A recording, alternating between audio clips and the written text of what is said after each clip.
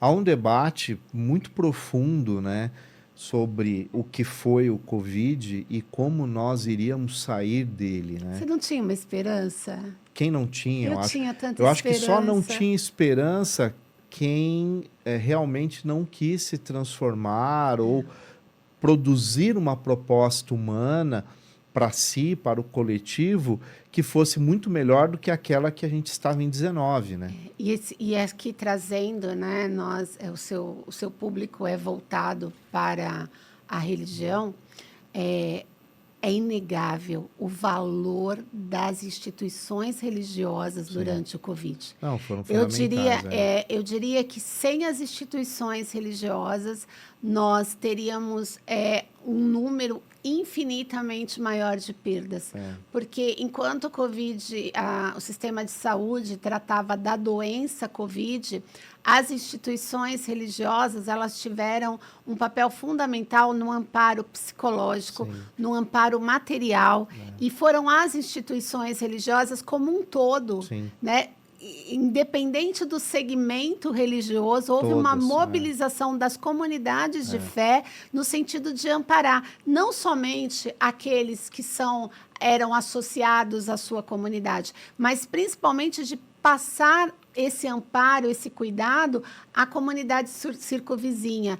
Então, nós estamos falando de não deixar faltar o alimento, mas não deixar de faltar a palavra, o consolo, o conforto. E essas atividades religiosas que elas criaram lugar no mundo virtual também trouxeram esse amparo, né? Sim. Esse conforto tão necessário. E a esperança, porque muitas pessoas ficaram sozinhas e era um programa religioso, independente do segmento, uma live que trazia o amparo de falar, olha, existe uma divindade que está cuidando, né? Você não está sozinho.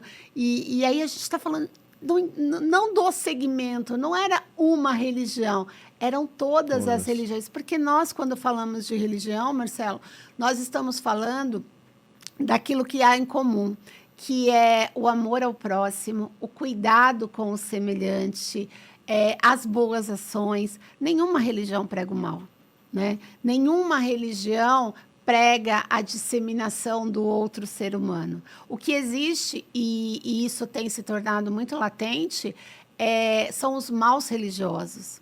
Né? Que é o indivíduo, né? É a condução, né, por agentes que deveriam estar ali orientando dentro, né, dos preceitos sagrados de cada credo, de cada religião, e aí ele vai tirando fragmentos desses livros sagrados, desses ensinamentos ancestrais, né, no caso das religiões de matriz africana, e ele vai trazendo aqueles fragmentos para se adequar ao ódio que ele traz no coração. Para né? justificar sentimentos e emoções. E arrebanhando, né? Sim. Arrebanhando. Que é o perigo. E aí o cara começa a perceber que isso pode ser, inclusive, uma forma de obtenção de recurso. Sim. E aí a gente começa a ver um cenário mais perigoso ainda. Existe um autor, Dr. Ivan Durães, que ele fala do mercantilismo da fé. E é uma expressão que causa, né, um choque. Mas existem muitos líderes religiosos e em todos os segmentos. Todos. Todos os segmentos. Em que o olhar daquela instituição, ela vai para o enriquecimento dos seus líderes, né?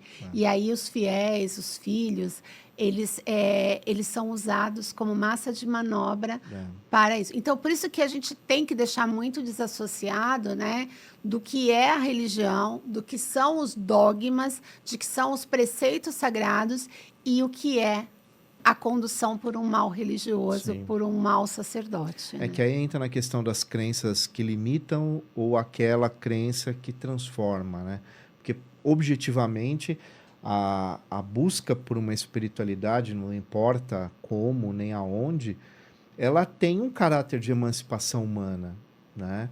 Viver em sociedade, viver melhor, amar ao próximo, é a base de todas. Se você ler todos os livros sagrados, a base é o amor, Sim. Amar ao próximo, né? Cristo evidenciou isso em sua fala, mas você pode pegar no Alcorão, Gandhi, no Torá, né? todos os livros Todos sagrados, eles. da Ásia à África, do Oriente ao Ocidente, nós vamos ter isso, né? Nos povos originários aqui das Américas, né? Todos. Que, na verdade, é a essência de uma vida em sociedade, né? Sim. Produzir essa harmonia entre as pessoas. E o sistema de fé, ou a dimensão, ele é um caminho efetivo para isso. Como foi falado, né? Durante a pandemia, essas instituições, elas tiveram um papel, um aporte, né? Que evitou tragédias. Sim, Né? não tenho a menor dúvida disso. Evitou. Nós acompanhamos, né, alguns movimentos, porque nós tivemos que intervir em relação às atividades religiosas, né? Mas a maior preocupação não era se ou não ter o ato litúrgico, né? Mas como aquela comunidade iria atuar para atender né, aqueles que estavam ao seu redor. A preocupação era humanitária. Mas você falou uma coisa que eu acho muito importante. Existe em todas as religiões, a gente entra no modo, como você falou, o litúrgico, e às vezes a gente esquece um pouco o cotidiano real, a vida fora daquela comunidade. Porque o espírito de religião tem muito a ver com o espírito de comunidade, né? Eu faço parte de um sistema de pertencimento. Agora, a Covid, de certa forma, também fez a gente olhar fora do nosso cercado, né? Porque o outro precisa tanto quanto aquele que está dentro do nosso cercado. E isso era uma perspectiva de melhoria, né? De crescimento humano, de desenvolvimento, enquanto civilização, né?